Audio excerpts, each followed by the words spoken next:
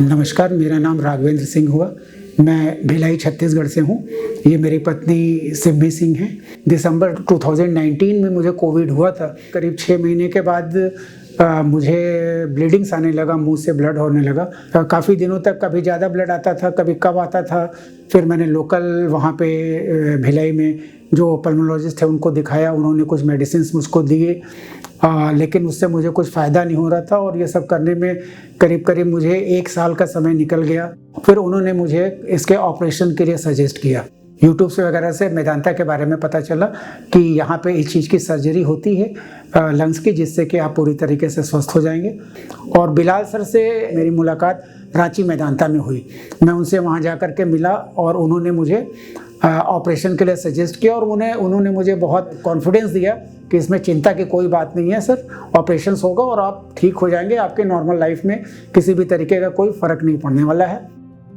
Mister Raghavendra को 2021 में Covid की प्रॉब्लम हुई थी। सिवियर कोविड हुआ था उनको, और उसके बाद कुछ एरियाज़ में लंग का डिस्ट्रक्शन हुआ था जहाँ पे कैविटी फॉर्मेशन हो गई थी, यानी एक खाली एरिया डेवलप हो गया था। कभी भी लंग्स में जब कैविटी फॉर्मेशन होती है तो चूंकि जो हम लोग एयर ब्रीथ कर रहे होते हैं उसमें multiple organisms and bacteria and fungus होते हैं। उनमें से एक बड़ा कॉमनली पाया जाने वाला फंगस होता है जिसको हम लोग एस्परजिलस कहते हैं। उसके जो कण्स होते हैं वो उस कैविटी में जा कर के जमा हो जाते हैं और धीरे धीरे ग्रो करने लगते हैं। इस कारणवश वहाँ से फिर मरीज को ब्लीडिंग होने की प्रॉब्लम होती है, यानी खांसी में खून आता है। अगर ये लोकलाइज होता है तो इसका बेस्ट इलाज होता है कि आप सर्जरी के माध्यम से इसको निकाल दें। मिस्टर राघवेंद्र डायबिटिक भी थे, तो इसलिए बहुत ज़रूरी था कि उनको जो है डायबिटीज़ कंट्रोल कर करके उस हिस्से के लंग को जिसमें ये कैविटी थी उसको निकाल दिया जाए। तो हमने इनकी दूरबीन के माध्यम से यानी वैट सर्जरी की, जिसमें हम लोग सेगमेंटेक्टमी कहते हैं, जिसमें लंग का लेफ्ट साइड का अपर लोब का एक हिस्सा जिसमें वो कैविटी थी और वो फंगस था उसको हमने निकाल दिया। साथ में उनका एक और छोटा एरिया था लेफ्ट लोअर लोब में, वो भी हमने निकाल दिया।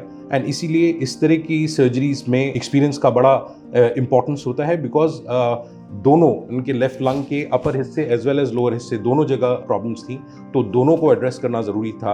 एंड इसलिए ऊपर का पूरा लोब ना निकाल के एक सेगमेंट निकालना, यानी एक पोर्शन ऑफ अपर लोब निकालना, और दूसरे इसी तरह से निचला भाग का भी एक पोर्शन निकाला ताकि उनका एडिक्वेट लंग रिजर्व बचा रहे। सर्जरी काफ़ी सक्सेसफुल रही। हम दूरबीन के माध्यम से ये पूरा का पूरा प्रोसेस कर पाए, और Mr. Raghvendra has now recovered very well and he is doing quite nicely, and I expect him to recover completely to his normal life. Sir, मैं 2-2.5 साल से जो ये अपने ब्लड से परेशान था, जो मेरा आता रहता था, मैं यहाँ आया, मेरी सर्जरी हो गई सर।